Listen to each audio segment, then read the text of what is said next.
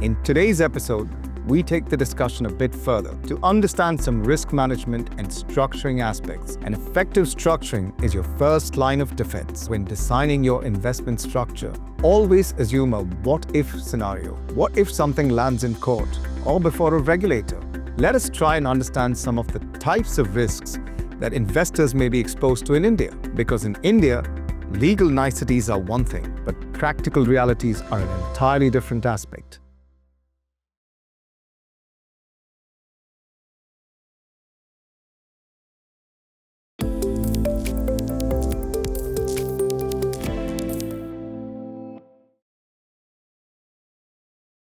Hello and welcome back to the Veyrah Law series.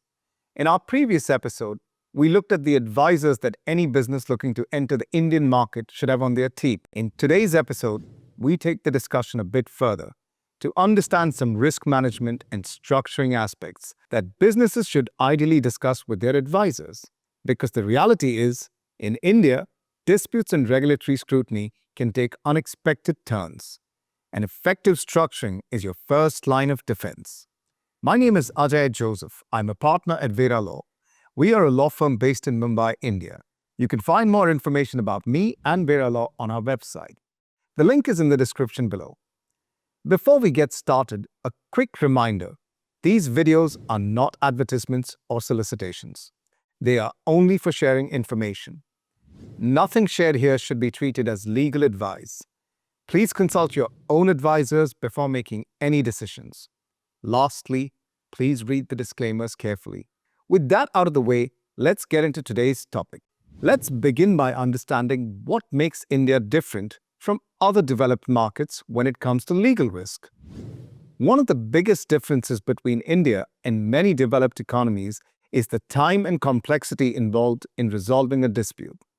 As discussed in our earlier episodes, litigation, whether commercial or regulatory, can often take years before a conclusive outcome is reached. It doesn't matter whether the dispute in question is baseless or backed by strong merit. Litigation or regulatory proceedings can linger for long periods. This means that a case filed against a foreign parent company or even nominee directors could remain pending in courts or before regulators for years. That is why when designing your investment structure, always assume a what-if scenario. What if something lands in court or before a regulator? As the saying goes, it's not about avoiding risk, but understanding it. On that note, let us try and understand some of the types of risks that investors may be exposed to in India. First off is parent company liability. When you set up operations in India, whether as a wholly owned subsidiary, a joint venture, or a minority investor, one key concern is how much exposure the foreign company retains. Without careful structuring, liabilities arising in India could potentially extend overseas, especially in dispute scenarios. Next comes regulatory risk. Indian regulators such as the Reserve Bank of India, SEBI, or GST authorities have broad powers to initiate investigations or prosecute compliance-related actions. Even technical non-compliances can result in proceedings that consume time and resources. Another issue that we often see is director liability. In India, nominee directors are routinely named in regulatory proceedings and stakeholder disputes for acts of the company, even if they were not directly involved in day-to-day operations. For example, under tax, labor, or environmental laws, authorities may name all directors in complaints or prosecution notices. In shareholder disputes, a nominee director, being part of the management, can also be a named party in a dispute proceeding. Next is operational risk, when no directors are on the board. In some cases, investors prefer not to have foreign nationals as directors to avoid direct exposure. However, this can lead to operational risks, limited oversight, weaker visibility into decisions, or poor internal reporting.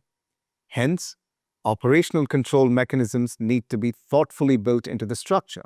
These are not an exhaustive list, but to provide you an insight into some key risks that we have seen that foreign businesses often encounter. So what can investors practically do to mitigate these risks while still maintaining effective control and governance? Because in India, Legal niceties are one thing, but practical realities are an entirely different aspect. Here are some recommendations that we often give clients. Use an intermediary investment vehicle.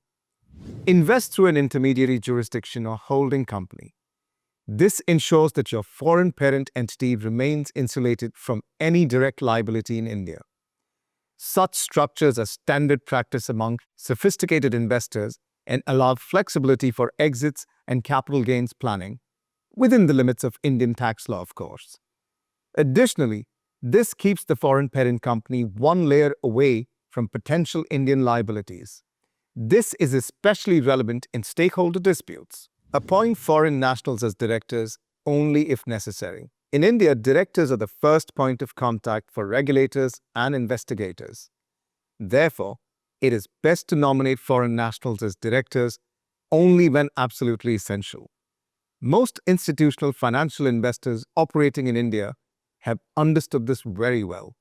This is the reason, even if they negotiate the right to have directors on board of investee companies, they rarely exercise this right.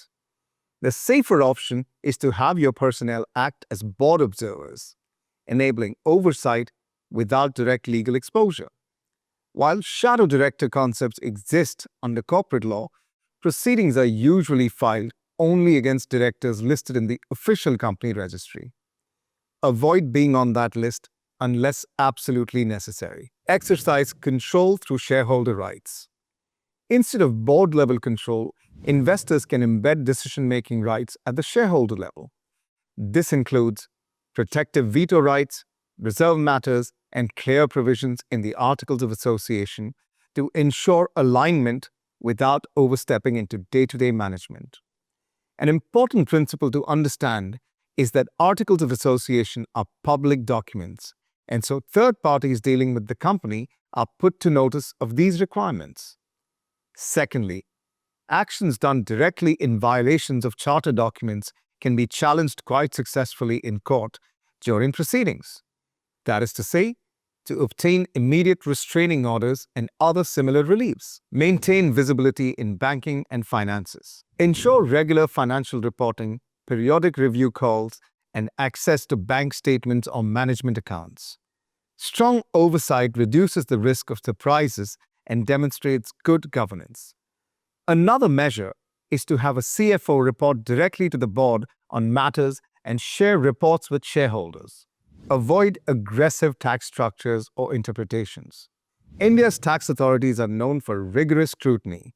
The term tax terrorism has even found its way into public debate. Overly aggressive tax planning can trigger investigations or prolonged litigation. Adopt a conservative, transparent approach aligned with both letter and spirit of the law. Even with these safeguards, risk can't be eliminated entirely. These can at best mitigate some of the material risks in India. To sum up, in India, risk management starts with sound structuring. Always plan assuming that litigation or regulatory proceedings are possible, even if unlikely. Maintain an arm's length separation between Indian and foreign entities. Keep directors' exposure minimal and exercise control through governance documents rather than management roles. Finally, stay compliant and transparent. These are your best shields in the long run. As we all have heard, an ounce of prevention is worth a pound of cure. We hope this video gave you a clearer understanding of how strategic structuring can help manage risk in India. If you found this video useful or know of others who may benefit from it, please do share it. It will help make India a safer destination for other investors. And as always, if you have questions or topics you would like us to cover, drop them in the comments below or send us an email. Someone from the team will surely get back. Thank you for watching and see you in the next episode.